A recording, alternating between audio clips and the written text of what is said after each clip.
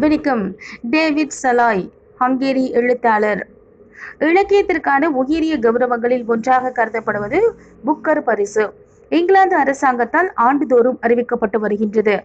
1969 முதல் காமன்வெல்த் நாடுகளுக்கு வழங்கப்பட்ட இந்த விருது தற்போது உலக நாடுகளில் இருந்து சிறப்பாக எழுதும் எழுத்தாளர்களுக்கு அளிக்கப்பட்டு வருகின்றது. இந்த நிலையில் இந்த ஆண்டுக்கான புக்கர் பரிசு ஹங்கேரி எழுத்தாளர் டேவிட் சலாய் எழுதிய ஃப்ளஷ் என்னும் புனை நாவலுக்கு அறிவிக்கப்பட்டுள்ளது. கனடாவில் பிறந்து இங்கிலாந்தில் வளர்ந்து தற்போது ஹங்கேரி நாட்டில் குடியுரிமை பெற்று அங்கு வசித்து வருகின்றார். இது பூமிக்கும் மனிதனுக்கும் இடையேயான ஆத்மார்த்த உறவு குறித்து பேசப்படுவதாக அமைந்துள்ளது. லண்டனில் அவருக்கு புக்கர் பரிசுக்கான நினைவு சின்ன கோப்பையும் ரூபாய் 55 லட்சத்திற்கான காசோலையும் வழங்கப்பட்டு பாராட்டப்பட்டுள்ளது. நாமும் டேவிட் சலாய்க்கு வாழ்த்துவோம். நன்றி.